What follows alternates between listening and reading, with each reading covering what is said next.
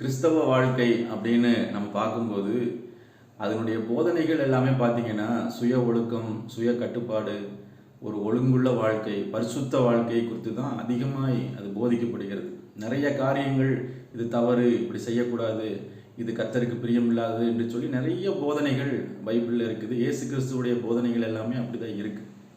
அதனாலேயே பல பேர் இந்த கிறிஸ்டியானிட்டிக்குள்ளே வருகிறதற்கு ரொம்ப தயங்குகிறார்கள். ஏன்னா அதை செய்யாத, இதை செய்யாத, இப்படி பண்ணாத, இது தப்புன்னு சொல்லுவாங்களே, இதில் ஏன் போய் நம்ம சிக்கணும் அப்படின்ட்டு நிறைய பேர் அதிலிருந்து எஸ்கேப் ஆகிறதற்கும் அந்த பைபிள் படி வாழ்கிறதற்கு தன்னுடைய வாழ்க்கையை ஒப்பு கொடுக்காமல் அவங்க இந்த உலக பிரகாரமான வாழ்க்கையை தான் அதிகமாய் அவர்கள் விரும்புகிறார்கள்.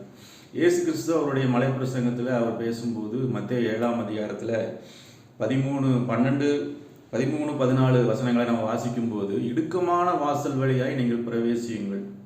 இடுக்கமான வாசல் என்று அவர் எதை சொல்றார் அப்படின்னா, இந்த கிறிஸ்தவ போதனைகளின் ஏற்றுக்கொண்டு, இயேசுவை ஏற்றுக்கொண்டு இந்த வசனங்களின்படி வாழ்கிற வாழ்க்கை, அதை தான் அவர் இடுக்கமான வாசல் அப்படிங்கிறார்.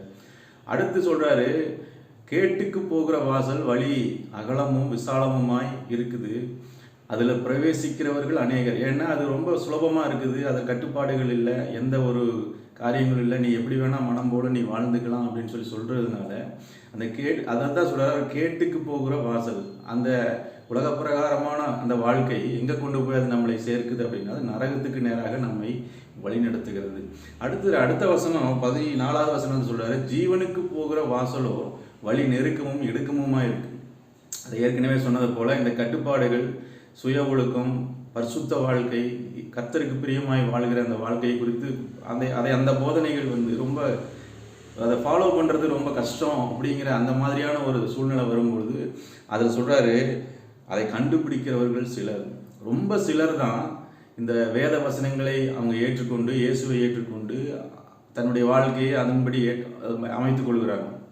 அநேகர் என்ன பண்ணுறாங்க அப்படின்னு சொன்னால், மற்ற அந்த அகலமான வாசல் இருக்குது, அதாவது உலக பிரகாரமான வாழ்கிற வாழ்க்கை, எப்படி வேணால் இருந்துக்கலாம், ஏதாவது ஒன்று பண்ணி சமாளிச்சுக்கலான்ட்டு அப்படியே அவங்க தன்னைத்தானே காம்ப்ரமைஸ் பண்ணி கொண்டு அப்படியே ஓடிக்கொண்டிருக்கிறார்கள். அதை சொல்கிறாரு, அதில் போகிறவர்கள் அநேகர். அது எங்கே போய் கொண்டு போய் விடுதுன்னா, அது கேட்டுக்கு போகிற வாசல், ஜீவனுக்கு போகிற வாசல் இயேசு கிறிஸ்துவே. அந்த இயேசு கிறிஸ்துவை ஏற்றுக்கொண்டு அவருடைய வசனங்களின்படி தன்னுடைய வாழ்க்கையை அமைத்துக் கொள்கிறவங்க தான் அந்த ஜீவனுக்கு ஏதுவான அந்த வாசலுக்குள்ளே போகிறாங்க, பரலோக வாழ்வை அவர்கள் அடைகிறார்கள். இதுதான் அந்த வசனத்துடைய காரியம். நம்ம ஆண்டவரை ஏற்றுக்கொள்வோம், அவருடைய வசனத்தின்படி நம்ம வாழ்வோம். அதை கடைபிடிக்கிறது கொஞ்சம் சிரமமாக இருந்தால் கூட அது நித்திய ஜீவனுக்கு ஏதுவாக நம்மை நடத்துகிறது. நம்முடைய வாழ்க்கையின் முடிவு அது கர்த்தருக்கு பிரியமானதாக இருக்கும். பரலோக வாழ்க்கைக்கு நம்ம பாத்திரவான்களாக மாறுவோம். God bless you.